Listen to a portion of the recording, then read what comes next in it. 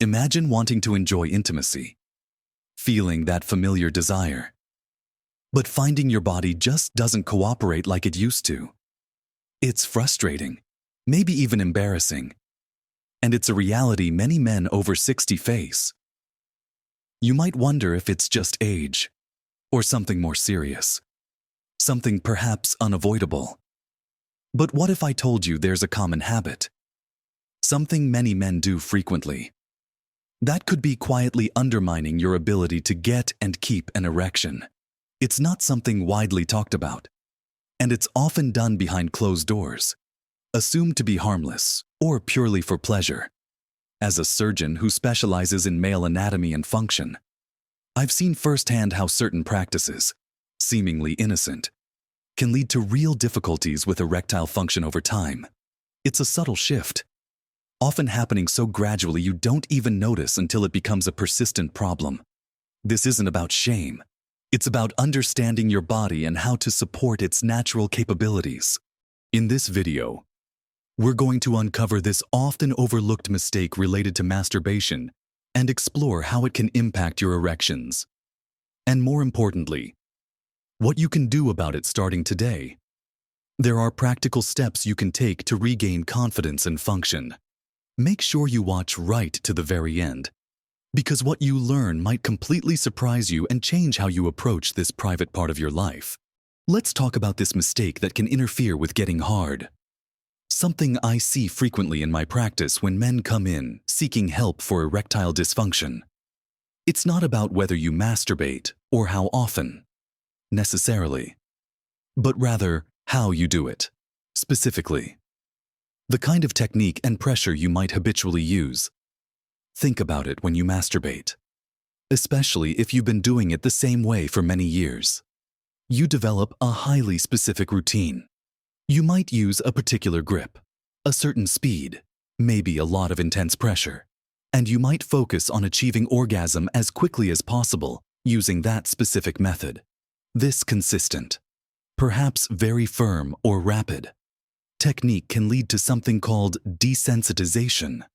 Your penis, or more accurately, the nerve endings and circulatory responses in your penis, get used to a very specific, often very high level of stimulation.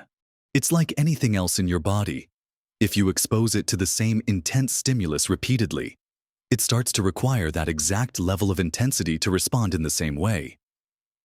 Now, here's where the problem comes in partnered sex, whether with a long-term partner or a new one. Rarely involves that exact same intense, focused pressure and technique you might be using alone. The natural friction, the varying rhythm, the emotional connection, the differences in stimulation you get from another person. It's all different. So, when you try to switch from your highly specific solo technique to partnered intimacy, your penis and nervous system might not respond effectively to the different, often less intense or less localized, stimulation. Your brain and body have been trained to respond best to Method A, your specific masturbation style. And when faced with Method B intercourse, they struggle to initiate and maintain the necessary blood flow and nerve signals for an erection and climax. This mismatch between what your body expects based on your solo habits and what happens during partnered sex is a significant, yet often unrecognized, contributor to difficulty getting or keeping an erection with a partner. It's not a physical injury, but more of a functional retraining issue. Your body has learned one way to achieve arousal and orgasm, and it has become highly efficient at that specific method, potentially at the expense of flexibility and responsiveness to other forms of stimulation. Over time, if this is your dominant or only method of achieving climax, your body can become so attuned to it that partnered touch feels insufficient to trigger the full erectile response needed for intercourse. It's a silent problem because it develops gradually, and often men don't connect their private habits with their public difficulties. They just notice erections aren't as reliable during sex, and maybe they still work fine when they are alone, leading to confusion and worry. This disparity can be a major clue that the solo technique is playing a role. It creates a frustrating cycle. Difficulty with partnered sex leads to anxiety, which further hinders erections, sometimes driving men back to the solo technique that works, further reinforcing the problem. Breaking this cycle requires conscious effort and understanding how your habits have potentially retrained your body's response. It's about recalibrating your system, teaching it to respond effectively to a wider range of stimulation, particularly the kind involved in partnered intimacy. This isn't about blaming yourself. It's about recognizing a common behavioral pattern that can have unintended consequences for your sexual health and taking steps to change it. It's a technical issue, in a way, but one that's often overlooked in the conversation about erectile difficulties. Understanding that specific, intense technique used during masturbation can contribute to issues with partnered sex is the first step. Now, let's talk about how to address it and look at some other areas that significantly impact your ability to get and maintain a strong erection. Areas that are equally important for overall male sexual health, especially as you get older. Because it's rarely just one thing. Our bodies are complex systems, and erectile function relies on a delicate interplay of circulation, nerve function, hormones, and psychological state.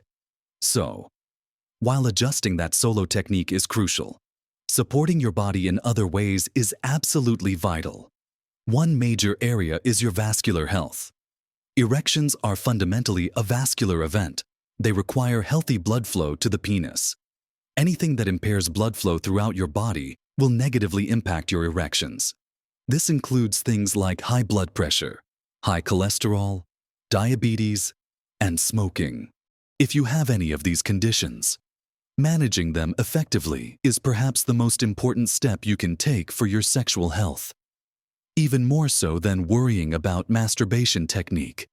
Think of your blood vessels like pipes. If those pipes are clogged or stiff due to plaque buildup, high sugar levels, or the effects of nicotine, blood can't flow freely to the penis to create the pressure needed for a firm erection. A penis surgeon sees the downstream effects of poor vascular health all the time. It's a primary cause of severe erectile dysfunction that sometimes requires more invasive treatments. But the good news is, you can often make significant improvements through lifestyle changes. This brings us to exercise and diet. Regular physical activity, something as simple as a brisk walk for 30 minutes most days, does wonders for your circulation.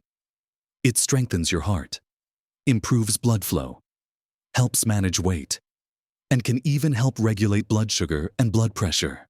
It's like giving your vascular system a workout to keep those pipes clear and flexible. Combine this with a heart-healthy diet, focusing on fruits, vegetables, whole grains, lean proteins, and healthy fats while reducing processed foods, excessive sugar, and unhealthy fats. This kind of diet helps keep your blood vessels healthy and can improve blood flow throughout your body, including the areas important for erections. You don't need to become a marathon runner or eat only salads, but making consistent, sensible choices about what you eat and how much you move makes a profound difference. It's not just about living longer, it's about living better, with improved function in all areas, including the bedroom. Stress management is another huge piece of the puzzle. Chronic stress and anxiety can wreak havoc on your body, releasing hormones like cortisol that constrict blood vessels and interfere with the signals needed for arousal. The worry about not being able to get an erection itself can create a vicious cycle of performance anxiety, making the problem worse. Finding healthy ways to manage stress, whether through mindfulness, meditation, hobbies, spending time in nature, or talking to someone, is incredibly important. When your mind is more at ease, your body is better able to relax and respond naturally. And let's not forget sleep. Good quality sleep is essential for hormone regulation, including testosterone, and overall bodily repair. Not getting enough sleep can throw your system out of balance and contribute to erectile difficulties. Aiming for 7 to 8 hours of restful sleep per night is a goal worth prioritizing. All these factors, managing underlying health conditions, exercising regularly, eating a healthy diet, reducing stress, and getting enough sleep, work together to support healthy vascular function, nerve signaling, and hormonal balance, which are the fundamental building blocks of healthy erections. They are the crucial supporting cast for addressing the primary habit we discussed earlier. Neglecting these areas can undermine any efforts you make to change your solo technique. It's a holistic approach to maintaining and improving your sexual health as you age.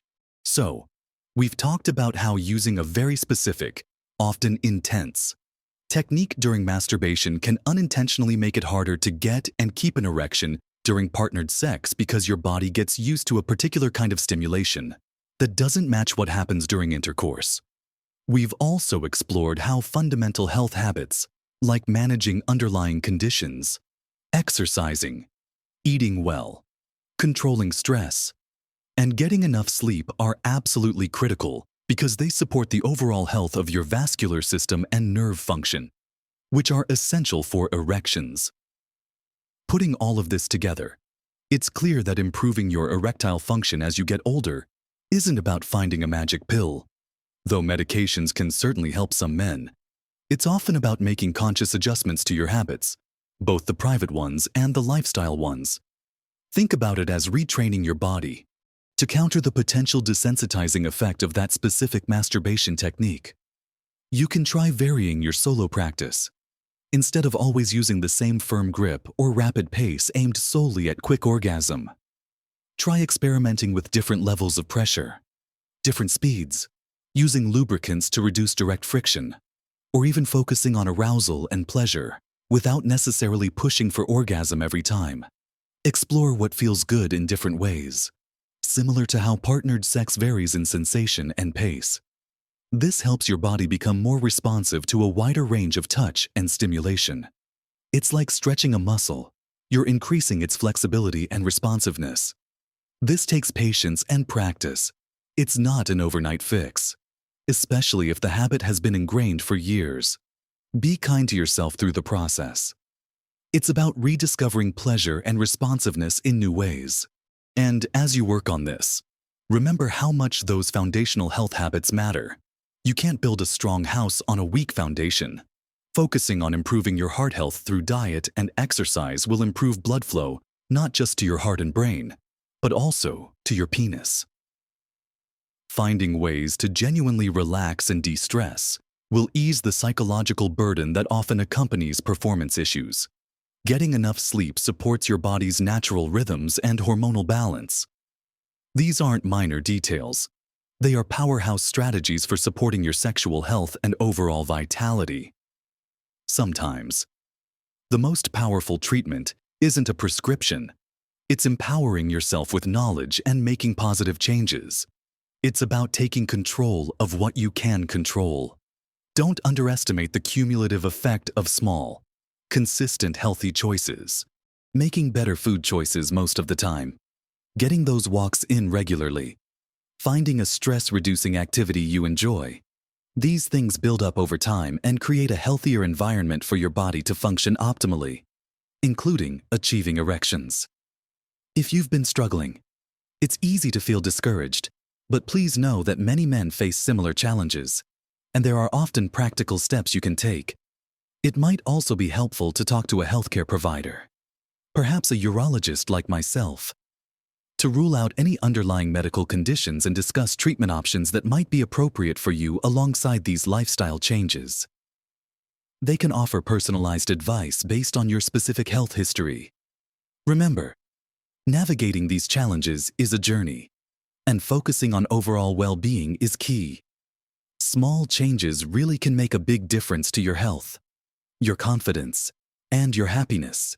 If anything in this video resonated with you, or if you have your own experiences or questions, please share them in the comments below. Your insights could help others. If you found this information helpful, please give the video a thumbs up so more men can see it. And consider subscribing to the channel. I share valuable insights on men's health that can help you live your best life at every age. Taking care of yourself, being informed, and making proactive choices is the most powerful thing you can do for yourself.